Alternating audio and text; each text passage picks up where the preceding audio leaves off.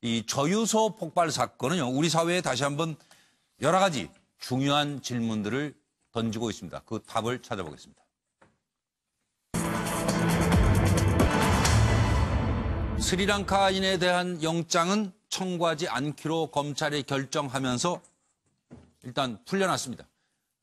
자, 300원짜리라는 이 풍등에 43억 원의 피해를 입은 사건, 이 고양 저유소 화재에 대한 여러분의 시각을 좀 여쭤보면서 호기심에 날린 300원짜리 풍등이 43억 원을 삼켰다. 이게 누구의 잘못이냐라는 얘기로 지금 시끄럽습니다. 사고 발생 전날 오후 인근 초등학교 캠프 중에 80여 개의 풍등 날리기 행사가 이루어졌다는 겁니다. 저유소와 800m 거리에서 행사가 진행됐는데 소방서에 사전 신고가 없었고 인근의 풍등 날리기가 금지 조치가 되지 않았던 상황입니다. 그리고 그 다음날 오전에 공사장 근처에 하나가 떨어진 거예요. 그 풍등에 이거 불을 붙여 주워 날려가지고 행적을 놓치자 업무에 복귀하게 됩니다. 그냥 날아가 버렸으니까. 그리고 쉬는 시간에 호기심에 사소한 실수로 어마어마한 피해를 끼쳤다, 죄송하다. 이렇게 지금 스리랑카인은 얘기를 하고 있고요.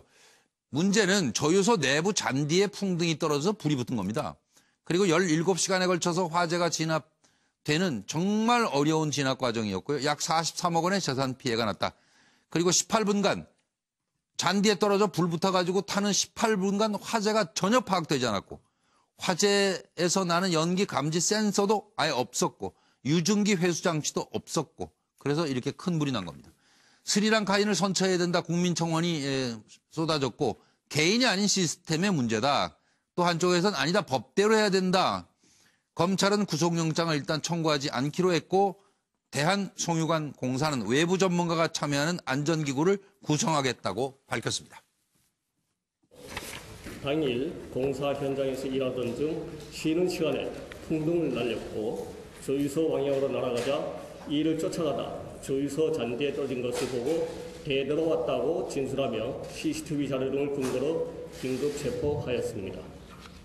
향후 경찰은 피의자가 저유소의 존재를 알고 있었던 점 등을 감안 중실화치를 적용하여 구속영장을 신청하는 한편 본인의 잘못 실수한 데 있어요. 반성을 많이 하고 있습니다. 자기 사소한 실수로 어마어마한 그런 피해가 일어난 것에 대해서는 죄송스럽게 생각하고 반성하고 있습니다. 막연하게 내가 그럴 수도 있다 그런 생각은 했다고 얘기를 하더라고요. 혹시 내가 그런 거 아닌가. 본인은 그걸 믿고 싶지는 않았겠죠. 외국인 노동자를 아주 희생양으로 삼고 있어요. 아마 그건 의원님 300m 떨어진 곳에서 호기심으로 날렸다는 것을 경찰 수사에도 나타나 있습니다. 의도적으로 하지 않았다는 것도 나와 있고 그 사람을 세상에 몰아세워가지고 이런 졸렬한 대응이 어디 있습니까? 예, 우선 의원님 방금 졸속적으로 원인에 대한 근본적인 분석이 없이 그냥 외국인 노동자 한 분한테 그걸 다 정말 사실은 45대의 CCTV가 있었습니다. 6명이 근무하고 있었습니다. 18분 동안 잔디밭이 타고 있었어요. 아무도 몰랐습니다. 세상에 이런 허술한 관리를 전국의 이런 대형 저유시설에 대한 또 그런 시설에 대한 부족한 부분이 뭔지 일제 점검을 하겠습니다. 주변에 잔디를 까는 곳도 거기밖에 없다고 하는데 과연 다른 지역은 괜찮은지 취약한 어떤 그런 상황인지 좀 일체 점검을 하겠습니다. 정신 똑바로 차릴 수 있는 말씀 한 가지씩만 주십시오.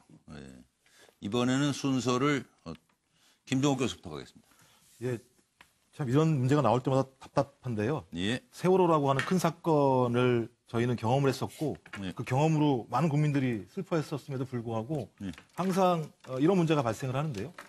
저는 대한송유관공사의 대응 시스템이 가장 먼저라고 생각을 합니다. 예. 아까 계속 말씀하셨듯이 18분 동안 연기가 났는데도 알 수가 없었고 또 그다음에 보니까는 자체 내부에 자위소방대 및 긴급 복구대 안전관리 조직을 구성하지도 않았고 그리고 경찰은 또 이 문제에 대해서 구속영장을 청구했는데 검찰에서 혐의의 인과관계가 소명되지 않는다고 반려되는 이런 사태들을 보면서 총체적으로 아직까지도 안전 문제와 관련해서 적어도 관료사회 내부에서 내부적인 문화가 만들어지지 않은 거라고 생각이 들어서 저는 이번 기회를 다시 한번 또 생각을 해서 새롭게 좀 다시 한번 좀 살펴봐야겠다 이렇게 생각을 하게 됩니다. 노영희 변호사님.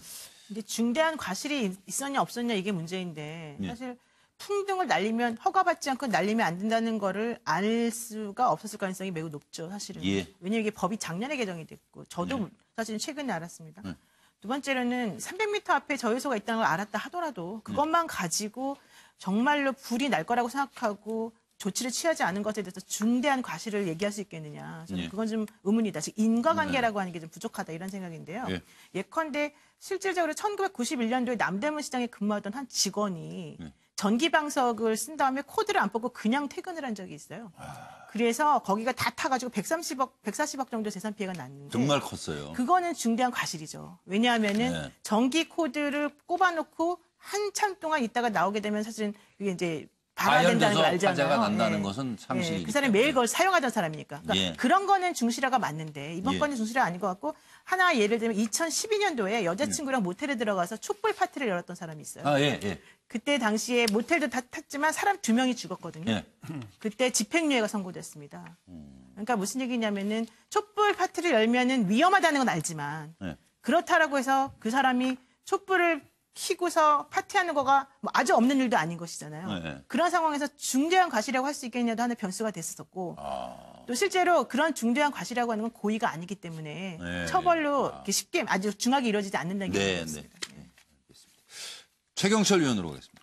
네, 아까 뭐 김종욱 교수님도 말씀하셨다시피 뭐 세월호 사건 때도 선장이 마이크를 잡고 튀어 이 말 한마디만 했었어도 그 수많은 생명들이 수장되는 그런 안타까움이 없었을 텐데 그 튀어 그 말을 못해서 이렇게까지 왔던 걸 보면 우리 사회 꼼짝마 얘기는 했죠. 가만히 있으라고 그랬잖아요. 그러니까 꼼짝마 말고 그 음절이 작은 튀어를 했었어야 그러니까 아무 되는데 말도 안 했으면 차라리 그래서 괜찮지. 어쨌든 시스템과 매뉴얼이라는 것은 결국 탈출. 상식인데 탈출. 상식을 지키지 않아서 그런 것 같고 이번에도 또 상식을 지키지 않았죠.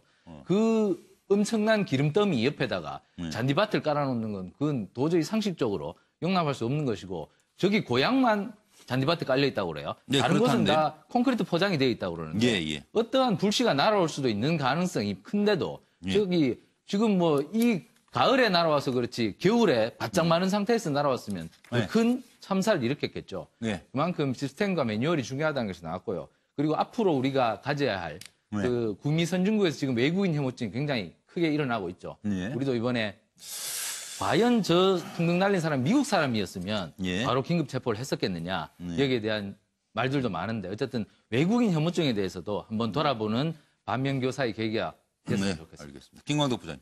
예. 이번에 스리랑카인을 일단 구속영장 청구를 기각한 거는 검찰이 한 거는 일단은 잘한 거로 봅니다. 왜냐하면 외국인을 무조건 희생양으로 삼아가지고 이게 피해 가려는 사람들이 있을 수 있기 때문에 하는데 그럼 앞으로도 계속 구속영장을 청구를 안 할 거냐? 요거에 대해서는 또 너무 이렇게 우리가 민족 이런 이런 감정상으로 볼 게 아니라 좀 냉정해야 이건 냉정하게 해서 해야 예, 되는데 예. 저는 이렇게 생각합니다. 먼저 예. 우리 송유관 공사와 제유소 관계자들을 문책을 해야 됩니다. 예. 뭐 여러 가지가 있습니다만 일단 이 18분간 동안 잔디에서 연기가 피어오를 동안 예. 당시 직원 2명이 근무하고 있었다는데 바로 옆에서 예. 왜 이거를 전혀 인식을 못하는지 이거는 분명히 책임이 있는 거거든요. 제가 예, 보기에. 예. 요런 것 등 해서 여기 책임을 묻고 네. 그 다음에 스리랑카인도 책임이 있는지 없는지를 따져서 다시 물어야 됩니다. 왜 그러냐면 거기로 날아가는 것까지는 봐서 본인이 황급하게 쫓아가는 이런 장면은 나왔거든요. 예. 그랬을 때 과연 잔디가 타는 걸 만약에 알았다면 네, 전화라도 하면 되는데 빨리 일부러 신고를 전화하든지. 하거나 이렇게 해야 되는데 그런 거를 알았는지 몰랐는지 제가 이제 확실하게 장담할 수 저도 그 부분이 없습니다만 좀 의문점이긴 이런 해요. 것들을 네. 재발을 방지하기 위해서라도 그렇죠. 스리랑카인의 책임 여부도 분명히 네. 따지는데 아까 식으로 이렇게 뭐 미국인 이렇게 비교하고 이렇게 대충 넘어가고 그런 상황은 아닌 것 같습니다. 네, 알겠습니다. 잠깐 말씀드리면 예, 말씀하세요. 그거는 그러니까 제가 봤을 때도 스리랑카 그분은 실화죄는 적용될 가능성이 조금 있어 보여요. 근데 중실화죄를 지금 적용하려고 했기 때문에 문제가 생기는 예, 것이고요. 여기서 실화죄가 왜 적용될 수 있느냐면 이분이 그 풍등이 날아가는 것을 보고 쫓아갔는데 예. 그게 나뭇가지처럼 우거진 것에 그냥 떨어지는 것을 봤다는 거예요. 예. 그러면 나뭇가지든 뭐든 간에 어떻게든지 그 다음 상황을 좀 확인을 해야 되는데 그냥 가버렸거든요. 그건 그러니까 상식이에요. 불이 날 수도 있다라는 의심을 가질 수 있잖아요. 그렇죠. 충분히. 게다가 이제 네. 그 사람은 잔디밭에서 이렇게 불이 붙은 건 몰랐다고 주장은 하는데 예. 실제 그 근처에서 공사를 하면서 계속해서 화재 위험이 있으니 여기 조심하라는 교육을 계속 받았다는 겁니다. 예. 그렇기 때문에 예. 제가 봤을 때는 그 실화죄에 부분에- 해당될 가능성은 예. 있다 이렇게 봅니다. 알겠습니다. 김민주. 우선은 그 인근 서정 초등학교라고 하는 곳에서의 행사도 과연 적절했느냐. 실제로 주변에 그런 어떤 큰 저유소가 있다고 했을 때 그러니까요. 지역사회의 매뉴얼 속에서 이 지역은 이런 어떤 불과 관련된 행사는 못하게 한다든지. 그 그런 정말 것이 중요한 있어야 말씀이에요. 지역사회 예, 매뉴얼이 예, 있어야 돼요, 예. 그게. 그래서 네. 자기 지역에 뭐가 있는지를 네, 모르고 알아요. 있다라고 하는 그러니까요. 부분이 하나 있고요. 또 두 번째는 정말 저런 시설은 요즘 너무 그 기술이 좋습니다. 예. 예를 들면 CCTV에서도 여러 가지 움직임의 변화라든지 온도의 변화에 따라서 바로 경고음이 울리는 시스템도 얼마든지 개발돼 있거든요. 노력하지 안 하고 있다라고 하는 건 본질적인 부분에 대한 저는 본말 전도다 이렇게 봅니다. 예, if라는 영어 if의 어원이 조건이라면서요? 그거 맞아요? 제가 찾아봤는데 그렇죠. 조건? 네, 조건. 그러니까 어떤 조건에서도 안전이 담보돼야 되는 거예요. 네. 만에 하나 발생할 수 있는 어떤 조건에서도 예, 그런 생각을 하면서 차명진 전 의원은 동의하시는 걸로 여러분들의 말씀에. 근데 제가 다 비슷한데요. 네. 아무튼 이 원인하고 결과가 너무 많이 차이 나는데 결과에다가 원인을 좀 맞추지 않았으면 스리랑카인이 어떤 그 사소한 실수 네. 이거를 어떤 그 결과로서 이렇게 재단하지 말았으면 합니다. 알겠습니다. 자, 돈 얘기를 좀 해야 될 것 같은데요. 돈이 참 무섭지요. MB 형 이상은 회장이죠. 형은 돈 앞에서 자신의 체면이 무시됐다고 생각을 했던 것 같아요. 그래서 결국 형제 간에 배신이 일어나고만 꼴이 됐습니다.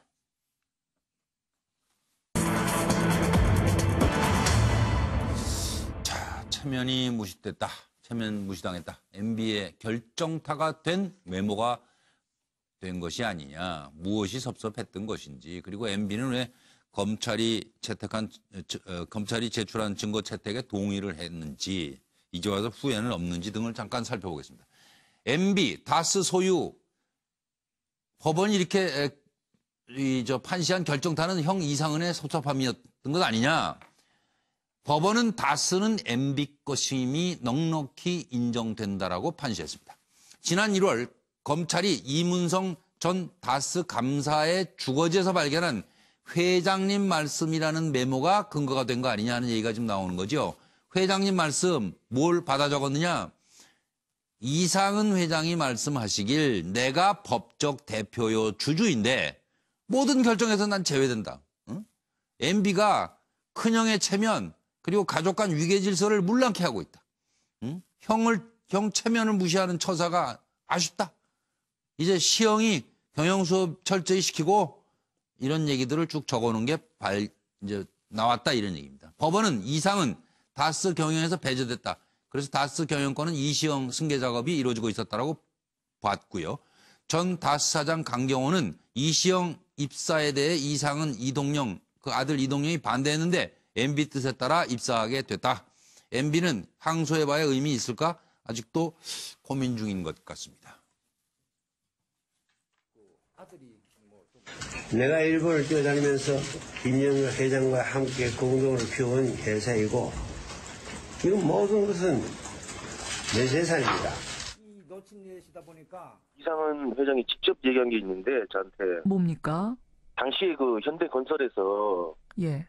그 이력서를 이렇게 촘촘히 이제 꼼꼼히 이제 보시고 난 다음에 MB가 그 김성호 사장을 그 데려와서 만든 게 그 다스라고 이렇게 직접 말씀을 하셨거든요, 저한테. MB가 김성우 사장을 현대건설 사람 중에 괜찮은 사람 뽑아가지고 데려와 만든 게 MB 다스다.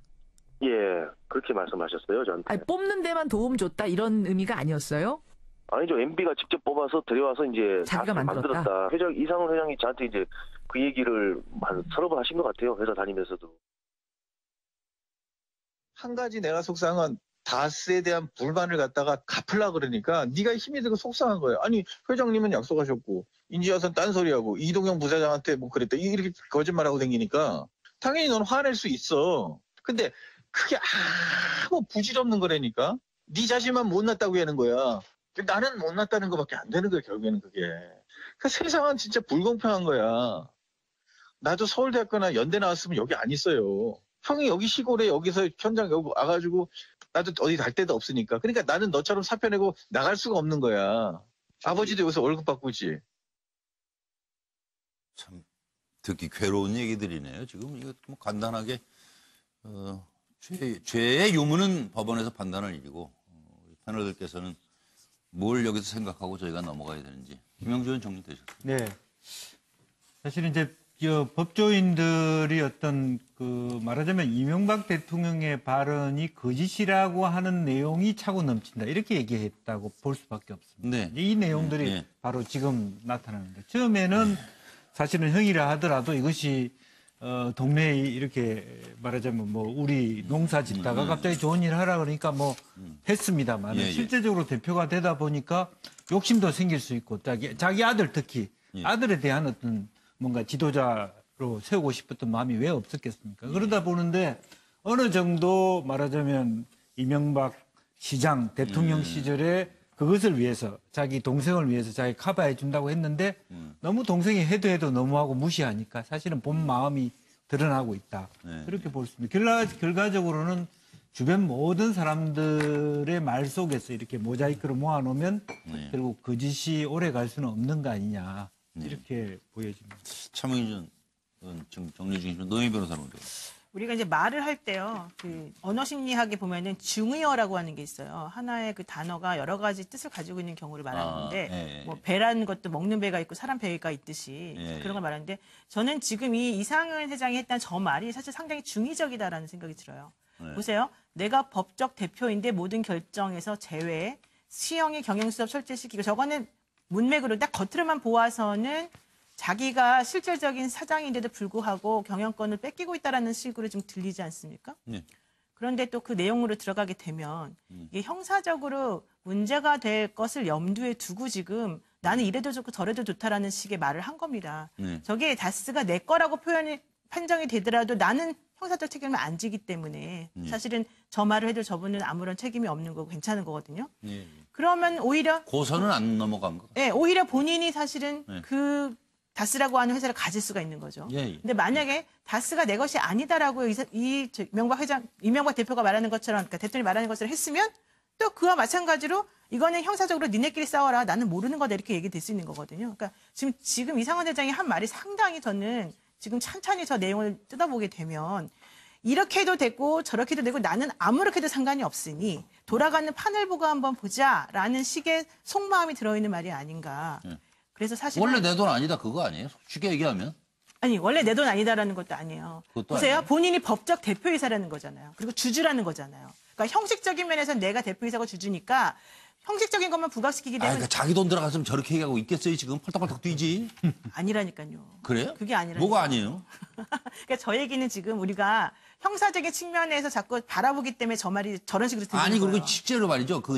저 대통령이나 이렇게 힘센 사람 아니고 그냥 보통 뭐 형제지간이라 그러면 나쁘면 먹으면 그냥 먹어가면 되는 거 아니에요, 다스. 그러니까. 자기 아들 주면 되는 거 아니에요, 그냥. 네. 근데 그렇게 먹기에는 너무 이명박 전 대통령이 힘이 세기 때문에. 그러니까요. 그 당시에는 그런 걸 못 하잖아요. 그러니까 맞아요. 이제 이런 일이 거죠. 터져 나니까 네. 실질적으로는 저런 말이 본인이 속마음을 저렇게 표현할 수 있는 하나의 그런 표현이 되는 거죠. 네.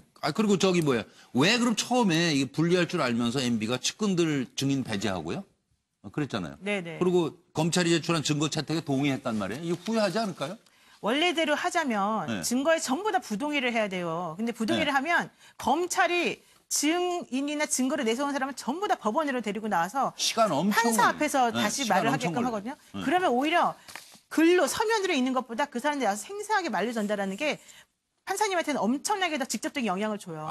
본인이 훨씬 더 불리해요. 불리해질 수 있어서. 네. 그래서 저는 이런 걸 이제 취지 부인이라고 해요. 우리가 보통 입증 취지만 부인하겠다 이런 뜻을 보이는데 그래서 저는 정면 승부를 안 한 것으로 봐요. 재판 전략이었네 이거는. 네. 그런데 전략을 세울 것도 없이 사실 너무 일방적인 게임으로 조금 몰고 간 면이 있었고. 그러게 돼버리네. 차명진 의원님의 그 그림이 드디어 완성됐습니다. 제가 그 이정은 씨가 이제 MB의 형이 이제 얘기한 거를 이정은 씨 비서가 이렇게 기록한 내용이 있다고 하더라고요. 그래서 이정은 씨가 이문성 전 다스 감사가 받아 적은 거 아니에요? 예, 그렇죠. 이상은. 이상은. 그러니까 지금 이상을 이정은이라고 그런 거예요 지금? 예. 그 김정은하고도 계속 헷갈리고 있고. 아까 그거보다는 나도 사람인데 정리를 한번 하고 하도 그냥 넘어가야 여러분한테 심한 공격을 받아가지고 그거 제가 한번 말씀을 해명하려고 그랬는데 말이 좀 혼나와서 미안합니다. 말의 단순한 실수다 이렇게 제가 한번 더 확인해 드리려고 다시 본 거예요. 그러니까 오해 됐습니다. 이제 저 아주 삐졌어요.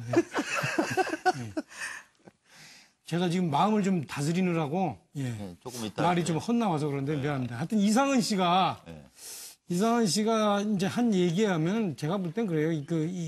되게 보면은 이 도둑고양이가 몰래 구멍을 통해서 들어가서 음식을 몰래 먹고 나올 때 못 나오는 경우들이 있어요. 너무 많이 먹어서. 제가 볼 땐 이상은 씨 얘기하면 법적인 것은 내가 명의가 있는데 어떻든 간에 그 동생이 얼마나 많이 기여했겠지.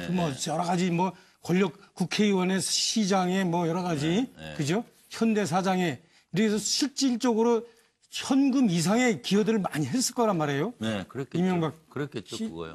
전 대통령이 그렇다 하더라도 거기서 좀 자기가 조금 덜 챙겨야지.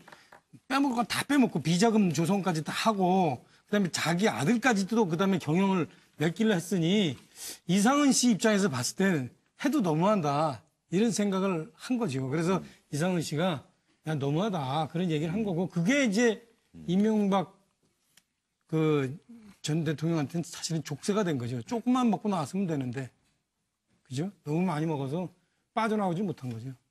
제가 볼 땐 그렇습니다. 이렇게 그려서 벽을 뚫지 못하는 고양이의 모습을 이렇게 표현하겠다는 게 참 잘 그리신 거죠? 됐어요. 이제 넘어가요. 마음을 푸시고. 이런. 이빨로 보니까 고양이가 아니고 약간 쥐랑 쥐같이 보이는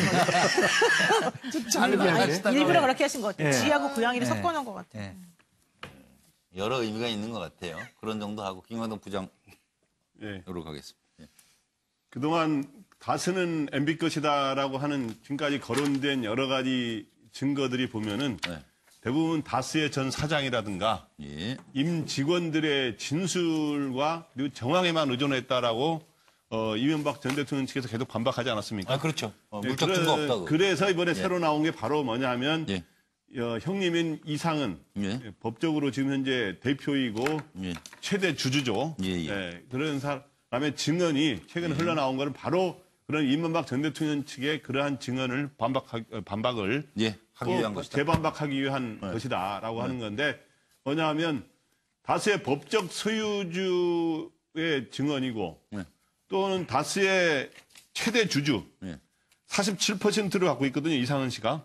그리고 처남 고 김재정 씨의 아내인 권모 씨가 26%, 권영민 씨가 26% 갖고 있으니까 47%인 최대 주주의 증언이 바로 이런 말을 했기 때문에 바로 자기 형님 그리고 이야기한 것이기 때문에 이명박 전 대통령 측에서는 이제 할 말이 없는 스모킹 근에 근접한 발언이 아닌가 이렇게 이제 평가를 받는 것 같습니다. 최경철 위원은 이명박 대통령은 1987년에 대부기공을 자신이 법원의 판단에 의하면 설립한 것으로 돼 있는데 그러니까 한 30년이 흘렀죠. 30년이 흐르는 사이에 주식만 분산해 놓으면 자신에게 불리한 여러 가지 증거들이 다 사라질 줄 알았겠죠. 30년 동안. 법적으로 완벽하다고 생각을 그렇죠. 저런 메모가 그러니까 다스의 감사가 저런 메모를 집에다가 숨겨놨을 거라고는 아마 상상도 못했을 겁니다.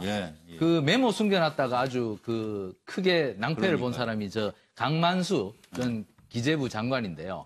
그분도 메모광이라고 그래요. 안종범 전 수석도 수첩 때문에 아주 낭패를 봤죠. 그러니까 이 공무원들이나 교수님들 보면 메모광들이 많아요. 왜냐하면 다음에 책을 내기 위해서 메모를 상당히 많이 해서 그때 수첩을 매년 서랍에 쌓아두는 분들이 많은데 결국 그런 분들도 메모 때문에 결국 패가망신한 것이고 이명박 전 대통령께서도 결국 감사에 꼼꼼한 메모 솜씨 덕분에 결국에는 재판부가 판단한 넉넉한 증거에 편입이 되지 않았나 이렇게 생각합니다. 김종욱 교수님 평가는?